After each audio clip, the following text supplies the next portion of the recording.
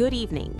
Tonight, we strip away the pretense and reveal what Trump's Venezuela invasion was really about. Not drugs, not democracy, not humanitarian concern. It was about oil. 303 billion barrels of it, and Trump is being remarkably explicit about his intention to seize it. We're going to have our very large United States oil companies, the biggest anywhere in the world, go in, spend billions of dollars, fix the badly broken infrastructure, the oil infrastructure, and start making money for the country, Trump declared Saturday at Mar-a-Lago hours after U.S. forces captured President Nicolás Maduro. Venezuela sits on the largest proven oil reserves in the world, 303 billion barrels, representing 17% of all global reserves, according to the U.S. Energy Information Administration. And Trump has been crystal clear. Controlling this resource was a significant reason for removing Maduro from power. Tonight, we're exposing Trump's colonial oil grab in all its grotesque detail.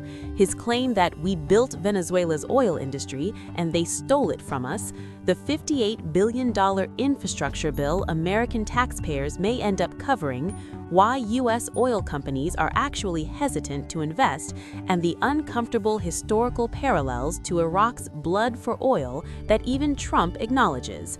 This is imperialism in the 21st century, and Trump isn't even trying to hide it. Stay with us. Let's start with Trump's extraordinary claim that justifies his oil seizure, a revisionist history that paints American companies as the rightful owners of Venezuela's natural resources. We built Venezuela's oil industry with American talent, drive, and skill, and the socialist regime stole it from us, Trump said during his Mar-a-Lago press conference. Venezuela unilaterally seized and sold American oil, American assets, and American platforms, costing us billions and billions of dollars. This is Trump's moral justification for seizing Venezuela's oil. We built their industry decades ago, so we have the right to take it back now. Here's the actual history. Foreign oil companies, including American giants like Standard Oil, Gulf Oil, and others, have been operating in Venezuela for more than a century. Venezuela's proximity to the United States and its particular type of crude oil made it a strategic partner for U.S. energy interests. American companies built refineries specifically designed to process Venezuela's heavy, viscous crude. In the early 1990s, Venezuela introduced policies specifically aimed at incentivizing more foreign investment in the oil sector. Western companies poured billions into Venezuelan oil infrastructure during this era. But when socialist Hugo Chavez took office in 1999, he took direct control of PDVSA, Venezuela's state-owned oil company, and began systematically pushing out Western oil companies. In 1976, Venezuela nationalized its oil industry, creating PDVSA. But Chavez meant further, allowing Venezuela's oil infrastructure to fester and crumble, while using oil revenues to fund social programs rather than maintenance and reinvestment. Some major energy companies negotiated to remain in Venezuela, agreeing to operate as minority partners in joint ventures led by PDVSA rather than exiting entirely. But they lost majority control and faced increasing government interference. This is Trump's grievance. American companies invested in Venezuela's oil sector and built infrastructure. Then Venezuela exercised its sovereign right to nationalize those resources and control its own energy industry. Trump views this as theft that justifies military invasion and resource seizure. But here's the uncomfortable truth.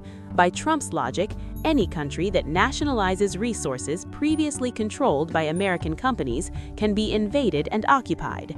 Iraq nationalized its oil industry. So did Saudi Arabia, Kuwait, Mexico, Norway, and dozens of other countries. Does Trump believe the U.S. has the right to invade all of them? This isn't about justice or reimbursement. This is about powerful nations believing they have the right to control weaker nations' natural resources through military force.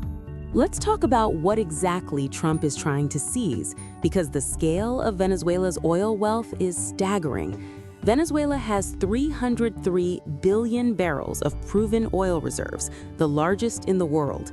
That represents 17% of all global reserves, according to the U.S. Energy Information Administration. By comparison, Saudi Arabia has about 267 billion barrels. Canada has 168 billion. The United States has just 69 billion.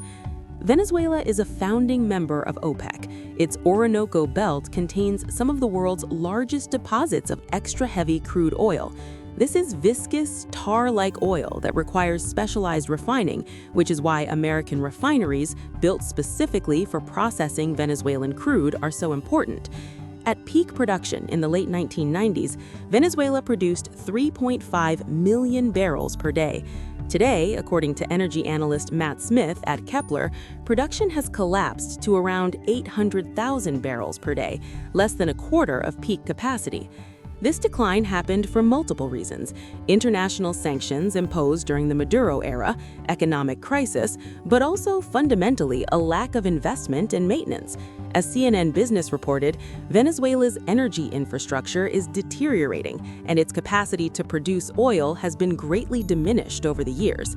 Venezuelan state-owned oil company PDVSA admits its pipelines haven't been updated in 50 years. The cost to update infrastructure and return to peak production levels? $58 billion, according to PDVSA estimates. That's the challenge Trump is promising to solve. We're going to have our very large United States oil companies, the biggest anywhere in the world, go in, spend billions of dollars, fix the badly broken infrastructure, the oil infrastructure, Trump said. He added, they will be reimbursed for what they're doing. We're going to get the oil flowing the way it should be. We'll be selling large amounts of oil to other countries. Trump framed this as a win-win. American companies invest billions, rebuild Venezuela's infrastructure, and get repaid through oil sales. But the details reveal a more exploitative arrangement.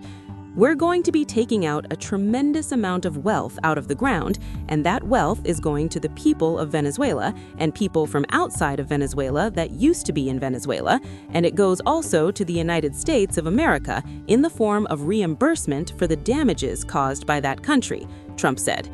Notice the order: Venezuelan people, Venezuelan exiles, then reimbursement to the United States for supposed damages. Trump is explicitly saying the U.S. will profit from Venezuelan oil as compensation for Venezuela daring to nationalize its own resources decades ago. Here's the dirty secret Trump doesn't want to acknowledge. American oil companies don't actually want to invest in Venezuela right now, even with U.S. military occupation. Oil prices are currently below $60 a barrel, far below the price point that would justify the massive infrastructure investment Venezuela requires. Global benchmark Brent crude fell about 19% in 2025, while U.S. crude lost nearly 20%. The market has been under pressure as OPEC Plus ramped up production. Bob McNally, president of Washington, D.C.-based consulting firm Rapidan Energy Group, told CNN he thinks the impact of Venezuela on oil prices would be modest because the global market is already oversupplied. He said, Venezuela simply doesn't produce enough oil to make that big difference. Kepler analyst Matt Smith warned that even in an oversupplied market, I do wonder about the security, or lack thereof, situation on the ground and how it could impact oil production facilities, infrastructure, and exports. Gregory Brew, an analyst at Eurasia Group, put it even more bluntly. Companies will be wary to enter without a stable security environment and very favorable terms to reduce the risk, especially with markets oversupplied and prices low in the near term. Think about what Brew is saying. Even with U.S. military presence guaranteeing security, oil companies won't invest unless they get extraordinarily favorable terms, meaning Venezuela would have to surrender even more control and profit to American corporations. NPR raised another critical issue. Long-term projections for oil demand are unclear as the world shifts to electric vehicles. Why would oil companies invest $58 billion rebuilding infrastructure in Venezuela when global oil demand might peak and decline within the next decade or two? Clayton Siegel, a senior fellow at the Center for Strategic and International Studies, told CNN, "This whole thing just leaves more questions than answers on the future political situation in Venezuela, and that's going to be foremost on the minds of corporate planners and industry planners that want to consider the good opportunities there." NPR noted many oil companies have been bruised by their past experiences operating in the country. They remember Chavez's nationalization campaign. They remember Venezuela's history of political instability, contract violations, and expropriation of foreign assets.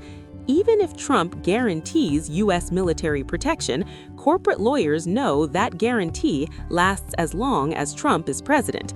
What happens in 2029 when a new administration takes over? What if that president decides to withdraw U.S. forces? Suddenly, billions in American corporate investment could be stranded in a hostile country. And there's another uncomfortable reality. Refining Venezuela's particular brand of crude is expensive. It's heavy, viscous, difficult to process. American refineries were built specifically for Venezuelan crude, but operating those refineries profitably requires crude oil prices significantly higher than current levels. Trump and his defense secretary, Pete Hegseth, have made explicit comparisons between Venezuela and Iraq, and the parallels are chilling. Hegseth told CBS Evening News that the Venezuela operation enabled access to additional wealth and resources.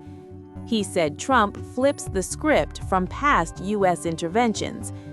"We spent decades and decades and spent purchased in blood and got nothing economically in return, and President Trump flips the script." Translation: in Iraq, we spent blood and treasure without profiting. In Venezuela, we're going to make money. This is Trump's defense secretary openly saying the problem with Iraq wasn't that we invaded under false pretenses, killed hundreds of thousands of civilians, and destabilized an entire region. The problem was that we didn't profit from it. Trump himself made this point repeatedly during his 2016 campaign. He famously said about Iraq, "We should have kept the oil. We should have taken the oil." Now he's finally doing in Venezuela what he wished Bush had done in Iraq. Democratic senators immediately drew the Iraq parallel. Senator Brian Schatz warned that Venezuela could become another Iraq-style quagmire. Senator Chuck Schumer said, "We have learned through the years when America tries to do regime change and nation building in this way, the American people pay the price in both blood and dollars." The Iraq War cost American taxpayers over $2 trillion. Nearly 4,500 U.S. service members died. Hundreds of thousands of Iraqis were killed. The country descended into sectarian civil war. ISIS emerged from the chaos. The region remains unstable 2 decades later. And what did the U.S. get? Nothing. American oil companies didn't end up controlling Iraqi oil. In fact, Chinese companies now have major contracts in Iraq's oil sector. Trump is promising Venezuela will be different, but he's offering no details about how he'll avoid the same pitfalls. How will he prevent insurgency? How will he establish security when colectivos, pro-Maduro militias, and Colombian guerrillas operate throughout Venezuela? How long will U.S. troops remain? Who will govern? When will elections happen? He has no answers, just like Bush had no plan for post-invasion Iraq. Trump has placed his Venezuela oil grab within a broader ideological framework he calls the Donroe Doctrine, a play on the Monroe Doctrine that explicitly frames U.S. dominance over the Western Hemisphere in terms of resource extraction. At his press conference, Trump said, "All of these actions were in gross violation of the core principles of American foreign policy dating back more than 2 centuries, all the way back to the Monroe Doctrine. And the Monroe Doctrine is a big deal but we've superseded it by a lot, by a real lot. They now call it the Monroe Doctrine. The original Monroe Doctrine, declared in 1823, warned European powers against colonization in the Americas. It was about keeping Europeans out of the Western Hemisphere. Trump's Monroe Doctrine is about the United States colonizing the Western Hemisphere. He released a message in December calling it the Trump corollary to the Monroe Doctrine, saying the American people, not foreign nations nor globalist institutions, will always control their own destiny in our hemisphere. Our hemisphere, not individual sovereign nations exercising self-determination, our hemisphere, under American control. Trump made explicit oil was central to his Venezuela operation. When asked by Fox News' Lucas Tomlinson about interest from Iran, Russia, and China in Venezuela's oil, Trump said the United States would sell Venezuelan crude to a range of countries.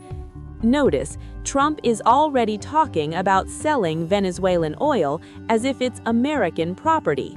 The invasion happened Saturday. By Sunday, Trump was discussing which countries the U.S. would allow to buy Venezuelan crude. And Venezuela isn't the end. Representative Mario Diaz-Balart made clear that Cuba and Nicaragua are next. Trump has discussed invading Mexico if it doesn't comply with U.S. drug war demands.